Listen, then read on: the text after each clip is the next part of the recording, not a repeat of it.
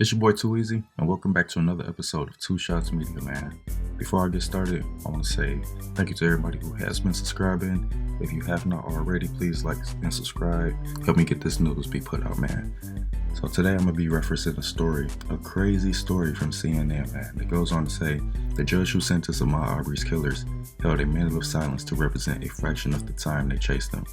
Now, if you're not familiar with it, back in 2020, a black man named Ahmaud Arbery was just jogging around the neighborhood, in which three white men, of course, suspected he was a robber of some sort in the neighborhood. Someone said that there was a break-in and whatnot, and they thought that it was him. Pretty much chased him down and shot him a few times, took his life, man. Unreasonable. Fast forward in time, they finally got their court case. They're finally sentenced.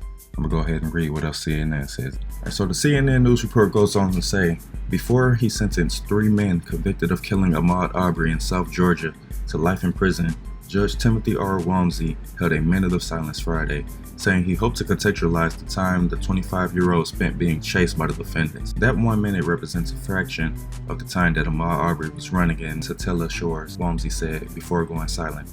The pursuit of Arbery occurred for about 5 minutes, the judge said once he resumed speaking, as father and son Gregory and Travis McMichael and their neighbor, William Roddy Bryan Jr., chased a 25-year-old black man in the neighborhood outside Brunswick, Georgia. The three men believed Arbery had committed a crime in their neighborhood. They told police that the McMichaels were armed and gave chase, and Bryan later joined the pursuit, recording it from his pickup.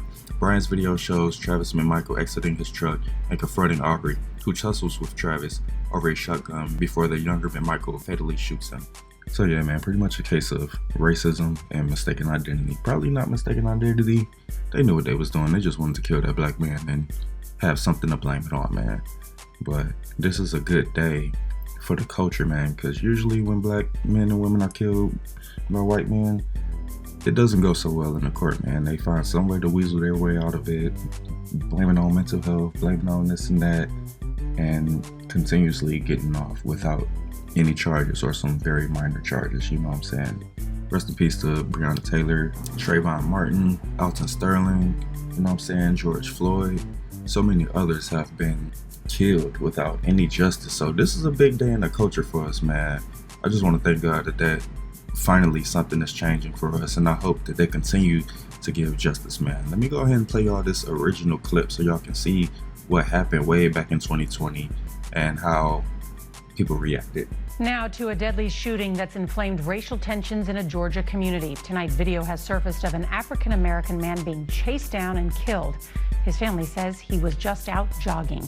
We should warn you, the video is graphic. Here's CBS's Omar Villafranca. This cell phone video captures the final moments of Ahmaud Arbery's life while he was jogging through this Brunswick, Georgia neighborhood in February.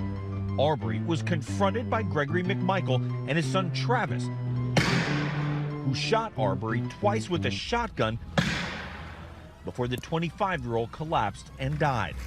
Arbery's mother, Wanda Jones, proves that my son was not committing a crime. He was out for his daily jog and he was hunted down like an animal and killed. Gregory McMichael was the only witness in the police report. He told investigators he thought Arbery was a burglary suspect and ordered him to stop. McMichael then said Arbery violently attacked his son and the two fought over the shotgun before Travis shot him twice. At the time, no charges were filed. Attorney Lee Merritt represents Arbery's family. Nothing else after that video today.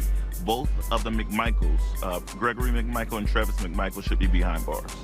McMichael is a former law enforcement officer who used to work for the local DA. Due to conflicts of interest, the case is now on its third prosecutor, who says he will ask a grand jury to bring charges. I'm hoping that all hands involved, they're indicted and they go to jail. CBS News reached out to the McMichaels, but they did not want to talk. The wheels of justice are moving slowly because of the coronavirus, but the prosecutor says he plans to present the case to a grand jury for possible charges once a grand jury can convene. Nora? Omar, thank you. All right, man, so as stated before, judge gave a minute of silence before giving those guys the sentence. So let me roll the CNN news clip.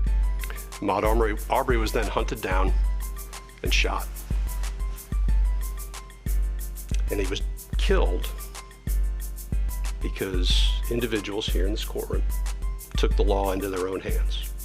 With regard to the sentence in this case, as to Travis McMichael, Mr. McMichael, the court sentences you as follows.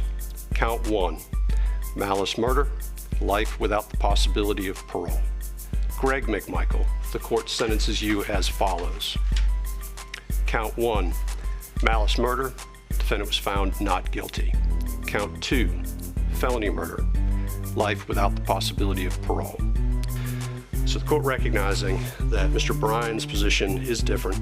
Again, Mr. Bryan was found not guilty on count 1 and count 2. The court sentences Mr. Bryan to life with the possibility of parole on count 3. Yeah, man, it's about time the justice system did something for black people, man. Now, this is only one step in the right direction. Hopefully that the next steps continue to be in this direction. We continue to start receiving justice for all of these crimes committed against us, and we continue to see these white people go down for the racism and the acts that they commit against us just because of the color of our skin, man.